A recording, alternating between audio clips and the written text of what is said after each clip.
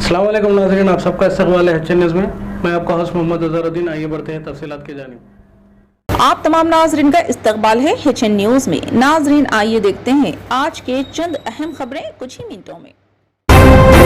तेलंगाना में हुकूमत की तब्दीली के बाद से IAS और IPS हुकाम के तबादलों का सिलसिला जारी है। ताज़ा तौर पर 2 खवातीन IPS ऑफिसर्स का तबादला किया गया। हुकूमत ने नलगुंडा SP के तौर पर चंदना दीप्ति को मुकर्रर किया है। चंदना दीप्ति इससे कबल नॉर्थ जोन DCP के तौर पर खिदमत अंजाम दिया करती थी। ताज़ा तबादलों के बाद उन्हें DGP दफ्तर रिपोर्ट करने की हिदायत दी गई थी और अब उन्हें नलगुंडा SP की जिम्मेदारी सौंपी गई। साइबराबाद कमिश्नर महंती ने मुअक्किला के सर्कल इंस्पेक्टर और मोइनाबाद के सर्कल इंस्पेक्टर का तबादला करते हुए अहकाम जारी किए। बताया जा रहा है कि बदउनवानियों में मुलविस होने की आला ओहदेदारों की जानिब से शिकायत पर साइबराबाद कमिश्नर महंती ने मुअक्किला के सर्कल इंस्पेक्टर P नरेश और मोइनाबाद के सर्कल इंस्पेक्टर AV रंगा का तबादला किया है। तेलंगाना हुकूमत की जानिब से तालीमी इदारों के लिए नए साल की तातील का ऐलान किया गया है। हैदराबाद समेत रियासत के तमाम स्कूल को तातील दे दी गई है। वाज़ेह है कि पहले ही रियासती हुकूमत ने नए साल के दिन तातील का ऐलान करते हुए इसे आम तातीलात की फहरिस्त में शामिल किया था। सिद्दीपेट के MLA T हरीश राव ने हफ्ते को LB नगर मेट्रो स्टेशन से लकड़ी का पुल मेट्रो स्टेशन तक मेट्रो की सवारी की। अपने सफर के दौरान इन्होंने चंद मुसाफिरों से बातचीत की। हरीश राव, जिन्होंने नागोल शिल्पारामम में एक प्रोग्राम में शिरकत की थी, रविंद्र भारती में अमेरिकन तेलंगाना एसोसिएशन के प्रोग्राम के लिए देर हो रही थी, वक्त बचाने और रविंद्र भारती के दूसरे प्रोग्राम में जाने के लिए मेट्रो का इंतखाब किया। BRS के साबिक रुकन असम्बली के खिलाफ सरकारी अराजी पर कब्जे के इल्जाम में केस दर्ज कर लिया गया। शहर के बंजारा हिल्स इलाके में वाक़ अराजी के मामले में शेखपेट तहसीलदार अनीता रेड्डी की शिकायत पर पालेर के साबिक रुकन असम्बली के खिलाफ ये कार्रवाई की गई। पुलिस से की गई शिकायत में कहा गया है कि बंजारा हिल्स रोड नंबर 3 पर वाक़ एक अराजी पर उपेंद्र रेड्डी के अलावा और दूसरे ने कब्जा करते हुए तामीरात की है। तहसीलदार की शिकायत पर बंजारा हिल्स पुलिस ने साबिक रुकन असम्बली के अलावा दिगर के खिलाफ मुख्तलिफ दिफात के तहत केस दर्ज करके पुलिस ने छानबीन शुरू कर दी। तहसीलदार ने इस मुकाम का मुआयना करने के बाद शिकायत दर्ज करवाई थी।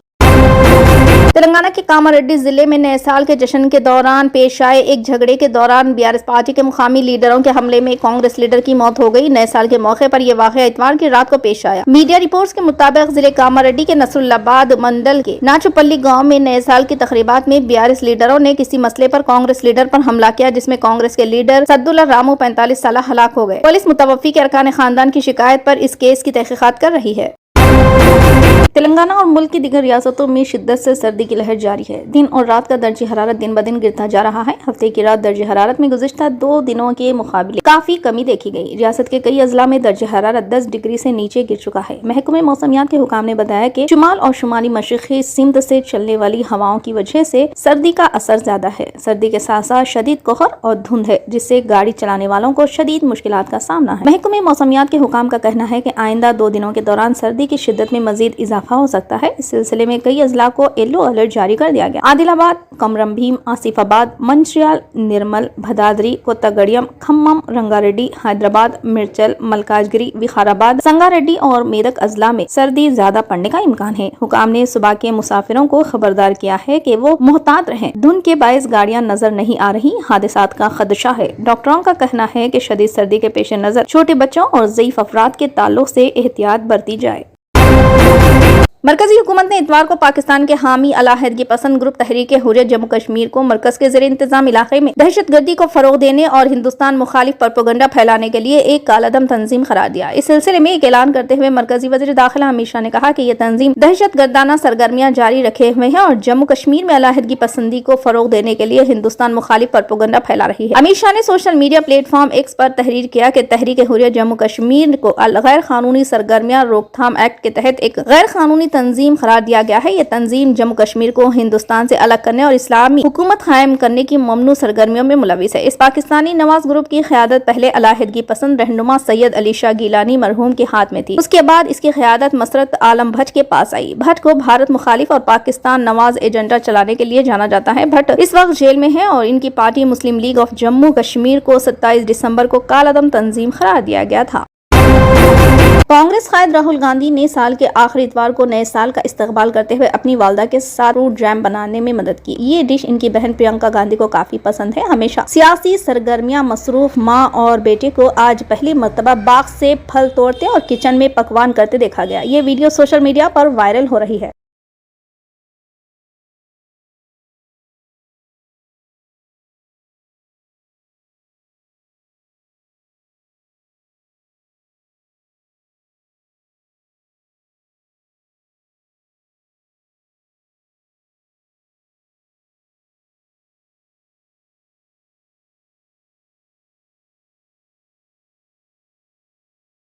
just quickly wash it and peel it. Come, Mama.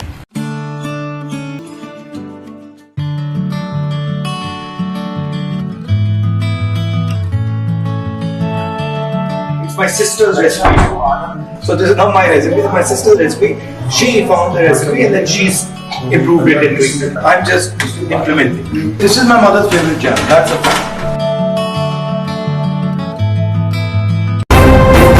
RSS की मुहाजी तंजीम मुस्लिम राष्ट्रीय मंच के बानी, चीफ सरपरस्त और senior RSS leader Indresh Kumar ने मुसलमानों से अपील की है कि वो अयोध्या में राम मंदिर के इफ्तिताह के मौके पर 22 जनवरी 2024 को सुबह 11 बजे से दोपहर 1 बजे तक जब अयोध्या में रामलीला की मूर्ति नस्ब की जाए तो दरगाहों, मदरसों, मकतूबों और मस्जिदों में अपने मज़ाहिब के मुताबिक मुल्क की तरक्की, खुशहाली और हम आहंगी के लिए दुआ करें और जय राम के नारे लगाएं। इन्होंने शाम के वक्त इन मुकामात पर चिराग जलाने की भी अपील की, क्योंकि इनके मुताबिक मुसलमान भी मानते हैं कि राम हर जर्रे में है, राम सब में है। रामलीला के क़याम के मौके पर मुस्लिम राष्ट्रीय मंच के कारकुन 6 से 15 दिन तक मार्च करने के बाद अयोध्या पहुंचेंगे।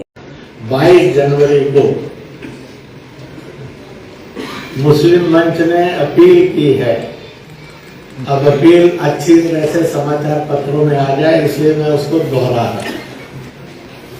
पैटर्न मानकर समझ लीजिए, गाइडर फिलोसफी मानकर समझ लीजिए। और वो ये है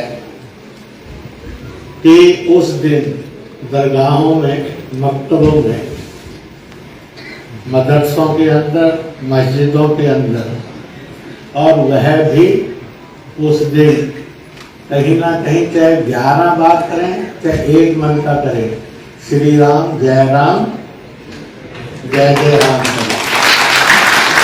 बाकी अपने अपने धर्म के अनुसार, अपने अपने मजहब के अनुसार वहाँ पूजा पाठ करें।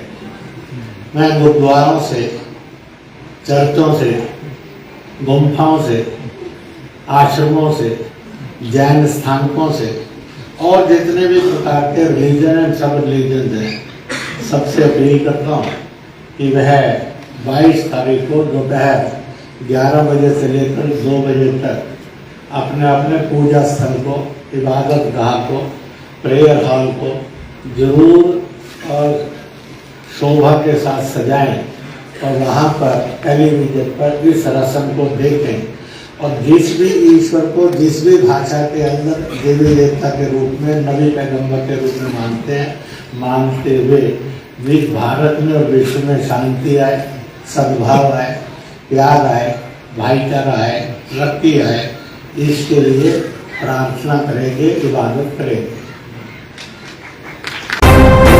फिलहाल के लिए इस खबरनामे में बस इतना ही। देखने के लिए आपका बहुत बहुत शुक्रिया। अगर आप नए हैं इस चैनल पर तो सब्सक्राइब जरूर कर लें और बेल आइकन को भी दबा लें ताकि हमारी मजीद और भी अपडेट्स आप तक पहले मिले।